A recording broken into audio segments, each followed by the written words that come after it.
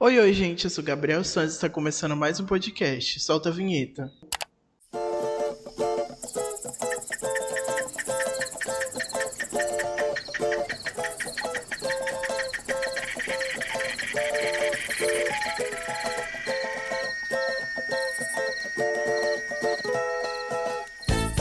Então, no episódio de hoje, a gente vai falar sobre a ordem Ephemeroptera.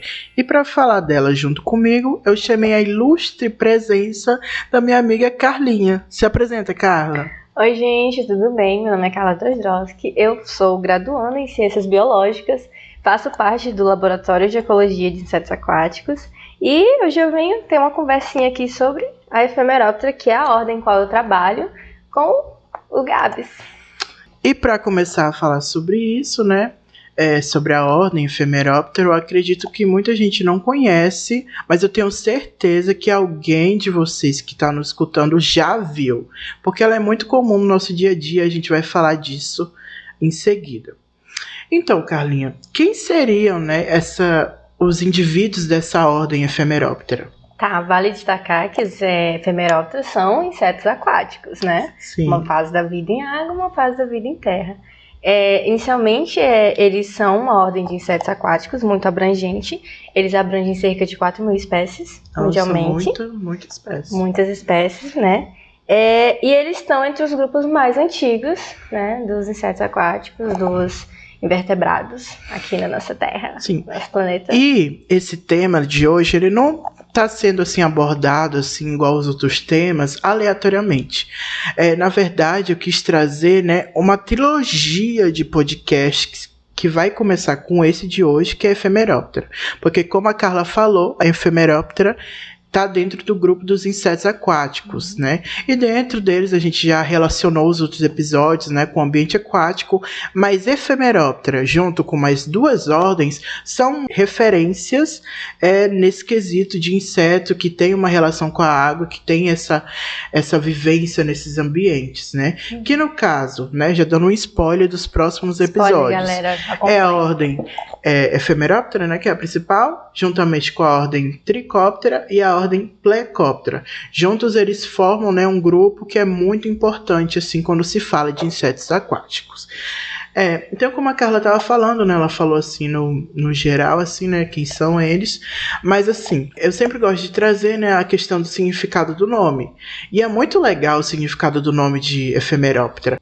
A gente, né, que está aqui na vida acadêmica, a gente lê muito artigo e tudo mais, e quando você vai pesquisar sobre essa ordem em inglês, aparece o termo mayfly, e em português a gente conhece como efêmeras, né, Ephemeroptera. Então, primeira coisa, né, eu já vou falar logo para vocês que mayfly, eu acredito, não sei se vocês sabem, mas mayfly significa maio e voar, basicamente. Se você for traduzir assim, do jeito que é a palavra, assim, bem brusca, uma tradução bem rústica, seria tipo maio e voar.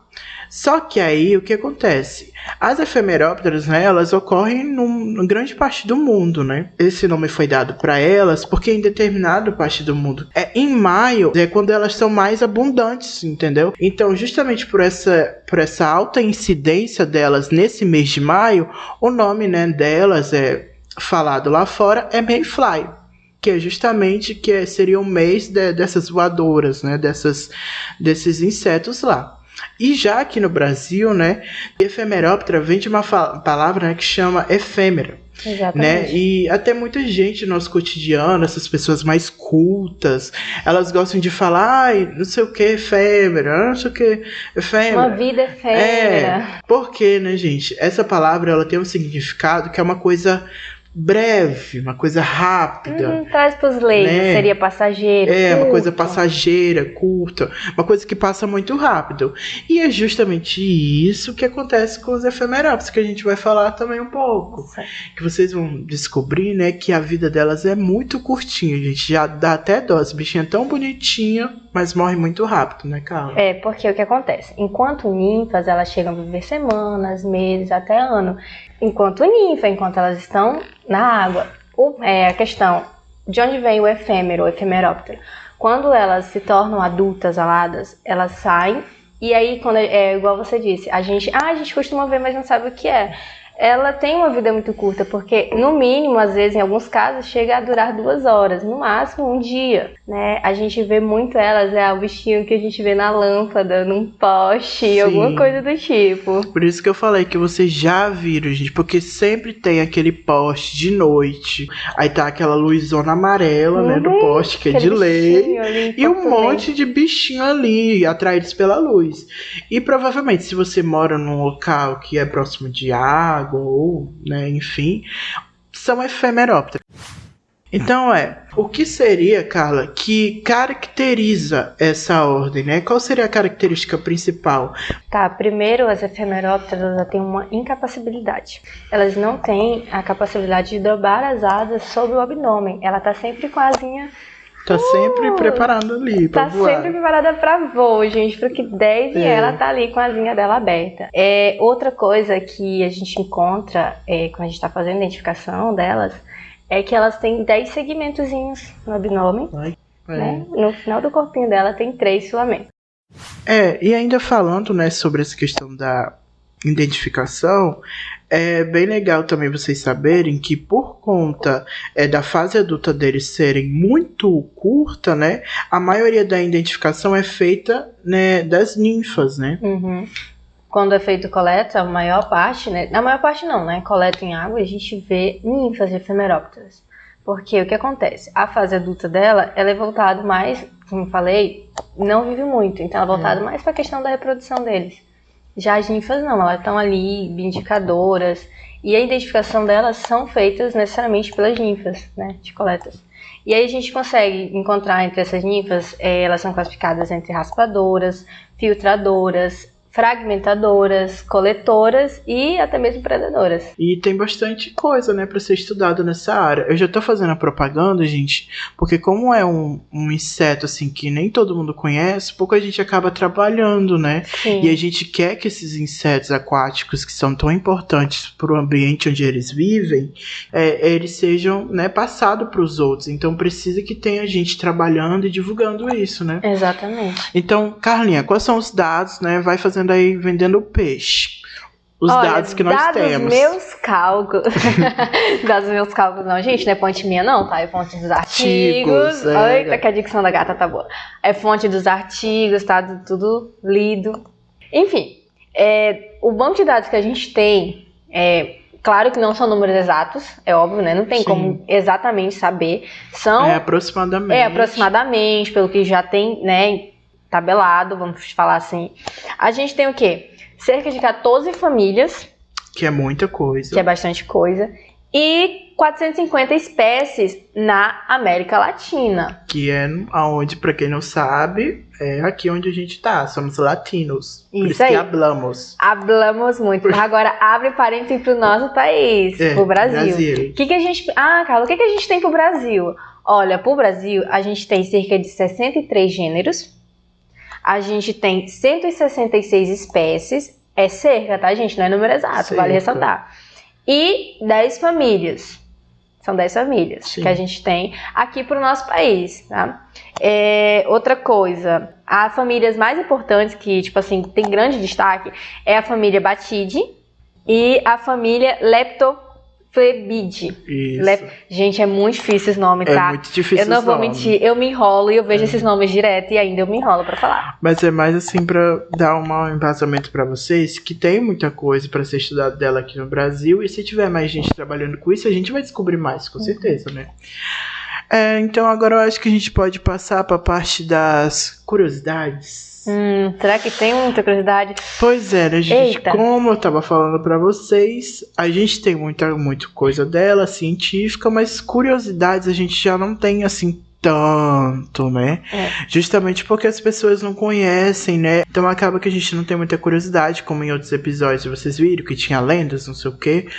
Nessa aqui a gente vai ter mais um plus, não é uma curiosidade, mas é uma coisinha legal de vocês saberem, né, Carlinha? Exatamente. Então vamos começar. Carla, qual seria uma curiosidade de efemeróptera? Tá, o que a gente poderia trazer de curiosidade pra elas, né? Porque igual a gente viu, né? Mais ninfa, não tem muito adulto. Ai, gente, não tem muita curiosidade assim que vocês vão ficar, meu Deus, estou chocado. Uou! Oh my God! Mas o que eu posso dar de curiosidade pra elas? É que ela é uma ordem, né? Atual de inseto aquático, que tipo, elas são as mais conhecidas por terem a questão da fase alada ou submagno, que a gente chama também, né, que acontece entre a fase de ninfa para adulto, né. Outra coisa é que essas duas famílias que eu citei anteriormente, elas, tipo assim, elas compreendem cerca de 60%, 70% das espécies de efemerópteras que a gente tem registrada para o nosso país. O que mais eu posso dizer sobre elas?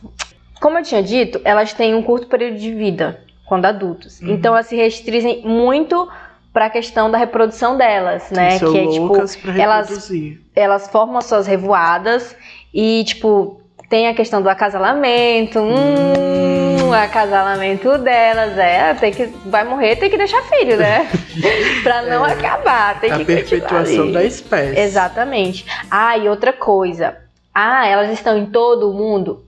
Abre aspas, elas não estão em todo o mundo. Por quê, né? Tipo assim, o que acontece? Elas são encontradas em todos os continentes, com exceção da Antártida, né? Isso, tipo, é um pouco... É os polos, né? A questão dos polos, porque é um pouco complicado. Elas são um negocinho de água, igarapé, riacho, aí não tem como, né? E na questão do extremo ártico, né? E algumas ilhas oceânicas, elas não têm registros.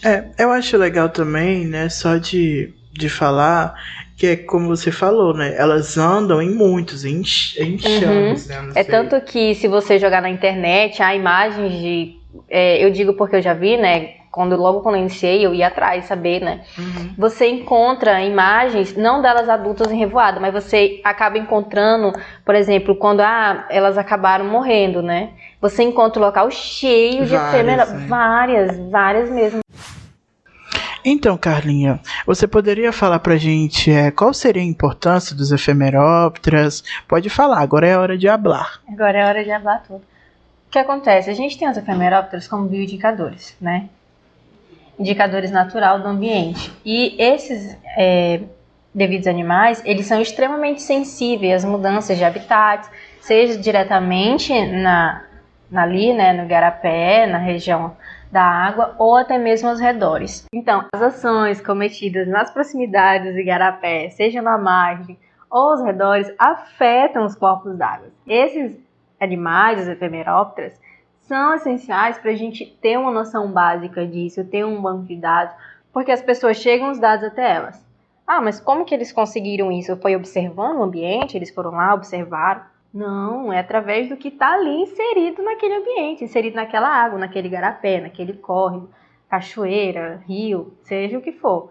A gente consegue isso através desses dados, dessas coletas, desses animais que, mesmo sendo tão pequenininhos, têm uma importância enorme, imensurável. E é isso mesmo, eu concordo com tudo e mais um pouco. E a gente vai terminando o nosso podcast por aqui. Se você está acompanhando esse episódio pelo YouTube, eu peço, né, que você se inscreva, se você quiser, comente, deixe um like. E se você estiver escutando pelo Spotify, dá um ameizinho no áudio, que já ajuda bastante. E é isso, tchau, se despede, Carlinha. Tchau, gente. Foi um prazer enorme fazer esse episódio com vocês. Espero que tenha contribuído com algum, nem que seja um pouquinho de conhecimento, né? Espero que eu não tenha falado besteira, por favor. Gente, meu Deus, que medo. Mas tudo bem, é isso. Beijos, obrigada e acompanhe os próximos episódios. Tchau.